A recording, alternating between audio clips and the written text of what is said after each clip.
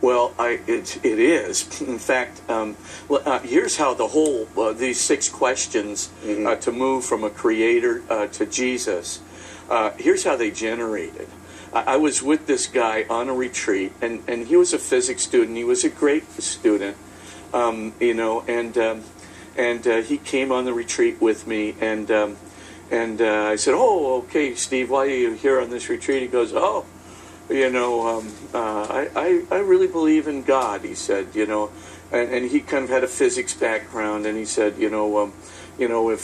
if general singularity, potential went back, to the beginning of the universe, and there really was an initial singularity, I have no problem believing in some kind of a creative force outside of space-time asymmetry, like God. And I said, well, that's great, so what else do you want? And he goes, well, it's the Jesus thing. I don't get it. I mean, if we got this creator and we've got this transcendent soul, so what is the purpose of Jesus? And so I started bringing out these 6 questions because I think the person has to answer them from their heart. So I just said, well, Steve, let me ask you a bunch of questions here. I said, question number 1, and it's the question you gave me.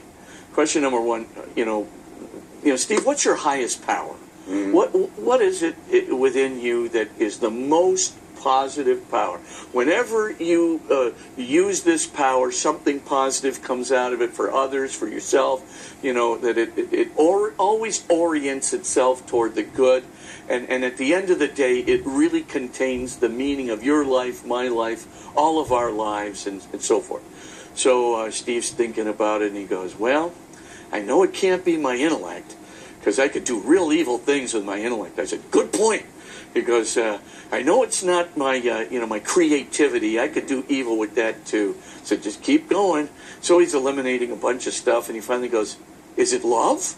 I said, well, yeah. I mean, if you mean by love, trying to, look for the good news in the other, so that you actually have a real unity with the other, a real, empathy with the other, whereby doing the good for them is just as easy, if not easier, than doing the good for yourself. If that's what you mean by love, which I think is what Jesus meant by love, then I'd say, yeah, love. I'd say that's your highest power. I think that's the meaning of life, and I don't think it can ever be oriented towards something that's going to be, disordered. So, I said, well, I got another question for you. I said, Steve, if you are created with your highest power as the power to love, then tell me this. Do you think that the Creator, who you just admitted you believed in, if general relativistic considerations proceeded back to a singularity, that you think a Creator exists, well, do you think that Creator could be devoid of love if that's your highest power, that's your meaning in life? And he goes, no.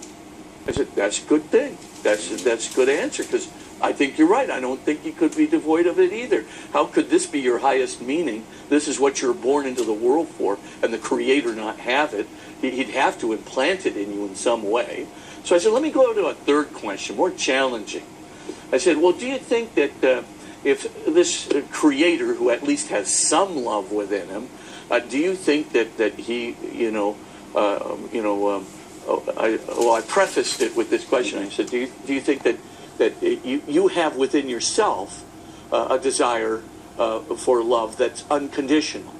And he goes, no, I really don't have a desire for unconditional love. I said, aha, so you don't have a desire for unconditional love, huh? Well, if that's the case, haven't you ever had this experience where you had some girlfriend and one day you kind of wake up and you discover, that girl, she doesn't understand me perfectly, and she doesn't respond to me perfectly. She's not perfect meaning in life. She's not perfect happiness. And by the way, she's not even perfect home for me. I mean, this girl even gets tired, and then when she gets tired, she gets snippy, and then she does finite things. I give up. She's not the one. And Steve goes, yeah, I kind of had that experience about a month ago.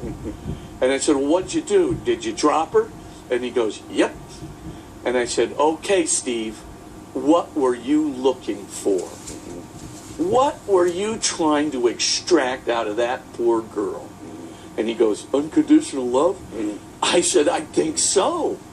I think you wanted unconditional love, and she wasn't giving it to you because she's a finite human being who gets tired and stressed and has a limited apperception of reality. She just couldn't respond to you perfectly, but you wanted that unconditional love, all right. And perhaps you even want to be like that. You'd like to be unconditionally loving for somebody else. And he goes, yeah, I guess you're right. I said, okay, if that's the answer to your third question, I said, here's the fourth question. If you want unconditional love, and you actually want to, participate in unconditional love, then do you think the Creator who made you with that desire to love unconditionally and to be loved unconditionally, do you think that that Creator could be, as it were, devoid of unconditional love? And he goes, probably not, probably not. I said, okay, well, let me ask you a fifth question. And here it is. This is the biggie. If God really is, in some sense, unconditional love, if that's what you think, it's your highest power, this is your highest desire, you want it unconditionally, the Creator has to have it in order to have created you with that desire. Okay then, Steve, let me ask you this.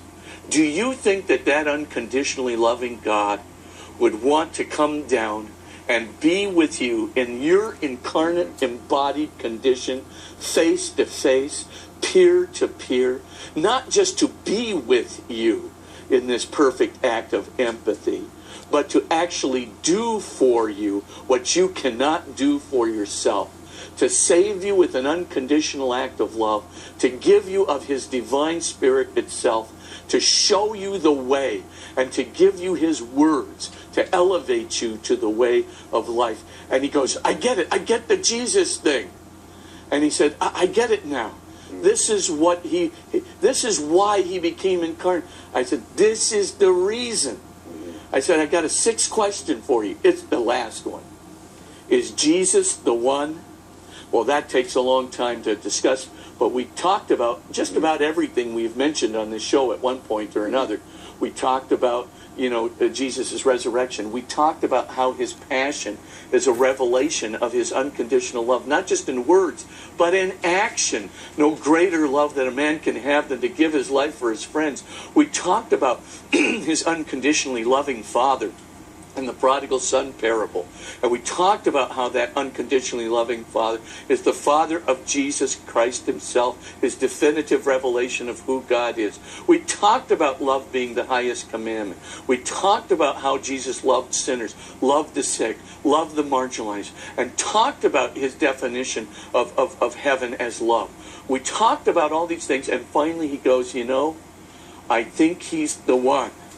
And I'm telling you, these 6 questions, they really work to help people not only understand why you ought to move from a creator to Jesus, why Jesus had to become incarnate to literally save us, to give us the way, to give us His words, to give us the sacraments, to give us His Holy Spirit, but also to give us the unconditional act of love that would outshine any darkness or sin and ultimately defeat Satan himself. Now, of course, if you understand that, that's why you need Jesus. But more than that, it explains why we ought to stay in the church.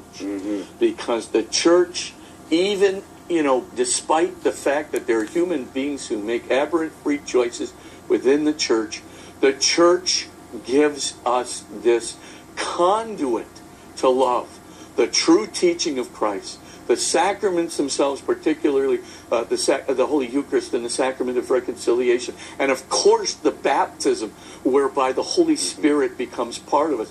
The Holy Spirit who reads the mind and heart, as we heard in yesterday's epistle, of God Himself and reveals within our inner being who God is, the Spirit of Jesus Christ. This is why we got to stay in the church. Right. We don't want to get anywhere near being alienated from that church. And even if we got to do a lot of forgiving, and we got to do a lot of work to improve the condition of the church, and a lot of praying for these victims, we must do it and stay in the church, not only for our sake, but the church needs all of us. And so the main thing is, we want to not only stay in the church for ourselves, but certainly for that, not only for our families, certainly for that, but we want to stay in it for the whole church, right, for everybody in the church. For as St. Paul tells us, when one member suffers, all suffer.